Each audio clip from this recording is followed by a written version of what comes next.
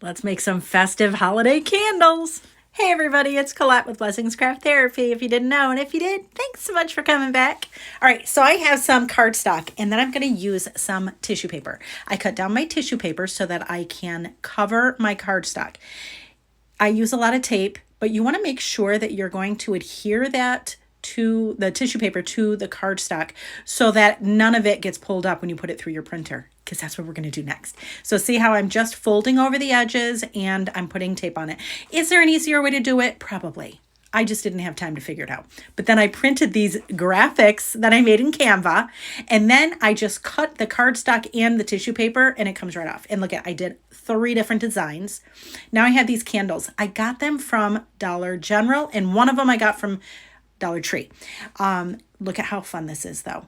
Look at that graphic. I just love it. So we're going to put it on our candle. See, we're just matching up the sizing. That's all we're doing right now is just sizing. Now this one from Dollar Tree has some nubbies and it's got like a design. So that might trip us up. I don't know. I have some parchment paper and a heat safe surface. And see how I put, now this is only if you don't want to get wax on your hands. I prefer looking at it and seeing it. So I'm using my heat gun and I'm just putting heat over it so that the tissue paper melts into the candle.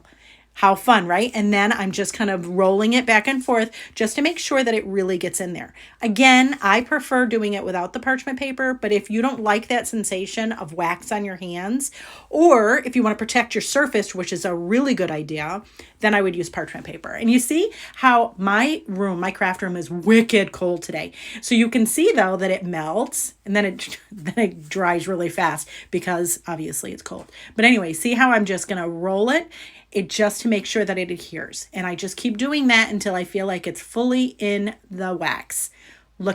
Stop it. Look how pretty this is. Now, if you have any overage, then I just use a sanding block, and I sand off the excess. This one says, "We wish you a Merry Christmas and a Happy New Year." Look how cute. And it didn't even wrap around the entirety of the candle. I just did a square. And so I did the same process. Melt it on there, roll it a little bit, make sure that I sand off the excess, and stop. Look at how cool this is. I love it. Now, listen, I don't burn candles in my house. These are just for decoration. If you like to burn candles, then obviously you got to be careful with this, right? I mean, come on. This is a no-brainer, right? Well, maybe it is a brainer. I don't know. I don't burn candles. So I don't know if it's a fire hazard or not. It's just pretty. Now, this is the Dollar Tree candle that has all of the like decoration pieces in it. It's like got nubbies.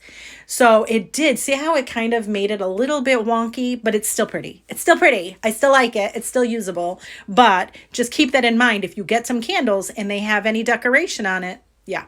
And side note, benefit of me, I'm an 80s kid and I love wax on my hands. But anyways, look at how pretty these are. Are you kidding me? I'm so excited. I can't even stand it. They are so much fun. And now we're ready for our holiday table. You could put them on a counter. You could put them on like a mantle. Oh, I love them so much. Anyways, friends, thanks so much for watching. And I hope this inspires you.